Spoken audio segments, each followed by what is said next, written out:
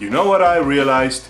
In my video about the OurLife 8K Ultra HD digital video camera, I didn't really show that much footage shot with this camera, which might be something you want to see. So I think today let's go out and film some stuff, just to recap a few things and add a few more tips that we know now that I've had this camera for a little while. Yeah, I said you cannot really film yourself because this camera needs at least 1 meter from the camera to the subject you want to focus on. Well, two things. That also applies to the microphone. Because if I'm closer, even if I set it on low, it can be set on low and high, by the way. You'll probably want it on low, unless you're hoping to hear something really far away. But yeah, if you talk closer than that, closer than 1 meter, then the sound is probably gonna be distorted.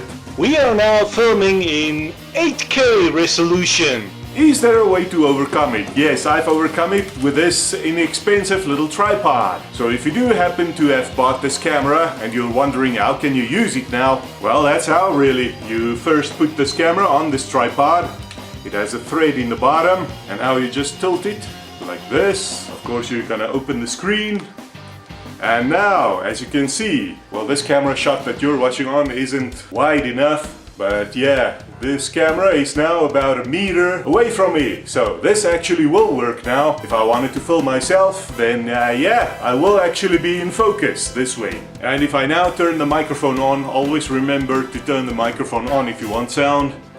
If I turn it on low, then yeah, I can actually speak to this camera and the sound won't be really distorted. Let's do a test shot of that. Microphone is on low. Probably not the best sound you've ever heard, but yeah, we are doing these tests really so you can see the quality of the image. I'm using this camera on 4K 60 FPS. That, in my experience, is about the only usable high resolution frame rate. It does go up from there, 4.7K, 5K, 6K, 8K. The problem with those are the frame rate starts to slow down. At 8K, I know that's the huge selling point of this camera. It says 8K all over it, and you're like, yeah, I want that. But no, the problem with this camera's 8K capabilities is that it only shoots at 13 point something frames per second, and you probably want anything from 24 upwards to 60 or even more. So yeah, with a 4K 60 frames per second rate, you still get really smooth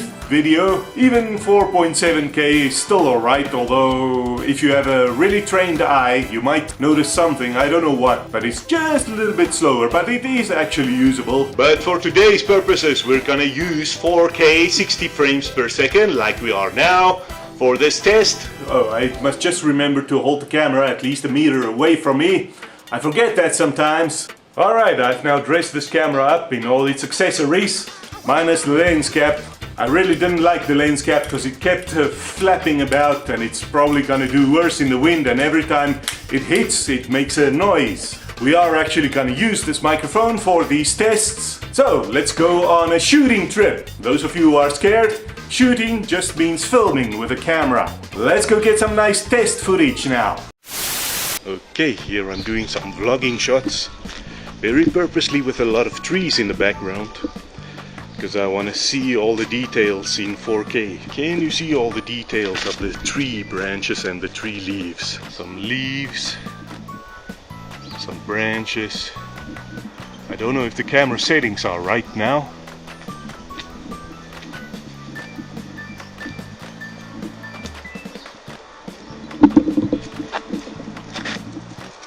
Some doggies. Wat zie jullie freaks? Yeah. See, this is what I miss with this camera. You cannot really go in close on them, and they are scared of this camera anyway. Some more trees.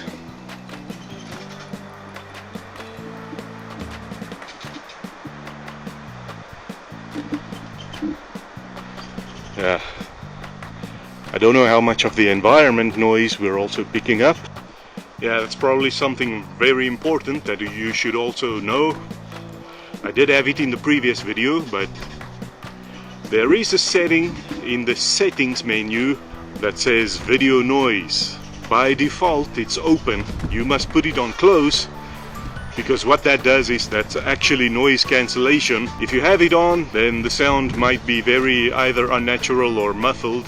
Yeah, or maybe you like it, but do some tests with it on and off. You'll probably want it off if you want any of the sounds from the environment to also show up on your video. I'm now holding this camera by the bracket because I wanted to see these flowers close up, but unfortunately I know they're not going to be in focus if I do. Let's use the digital zoom. That's the full zoom. 18 times, I don't know if it really is. Actually, the video frame rate is not looking well.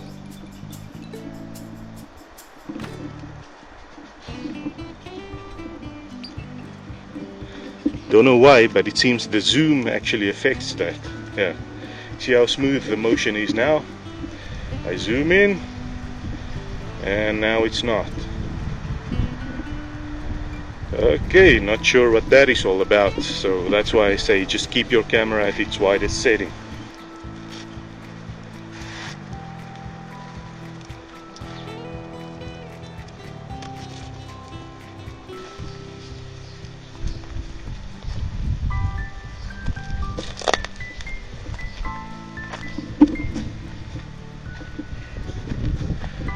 Okay, here I'm gonna do a digital zoom, but afterwards on computer. What does that look like?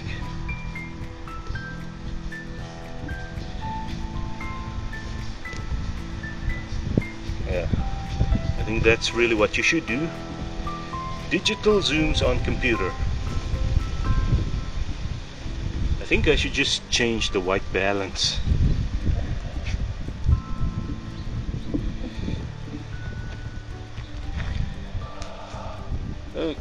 Okay, wouldn't you know it, this thing was on some kind of weird white balance setting, I think for fluorescent lighting.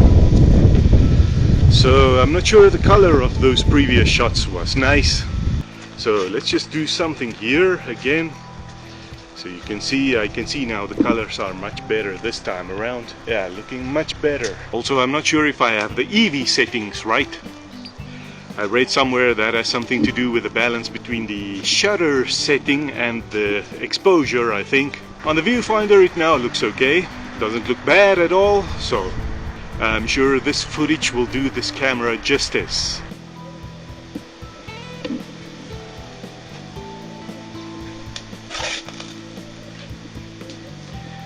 Let's see, I want to show you this tortoise's foot.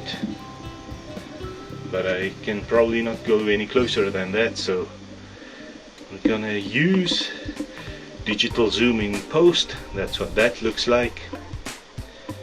And now I'm gonna use the digital zoom of the camera. Okay, that's maximum. I can already see the focus is off. The wind is now blowing fiercely, which might be a good thing, so we can hear what this camera does with the wind, or this microphone rather. I think now we'll do some wide landscape photography with this thing. Yeah, it's a beautiful world out there.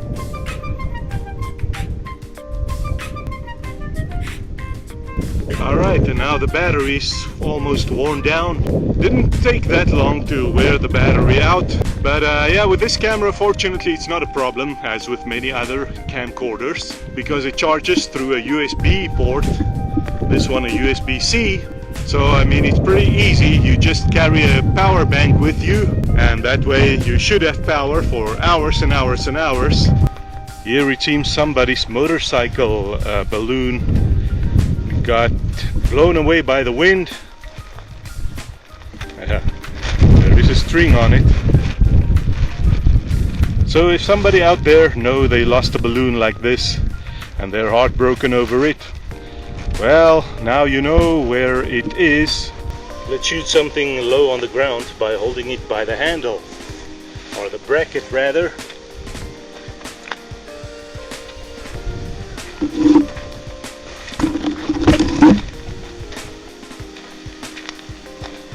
Point of view through the vegetables.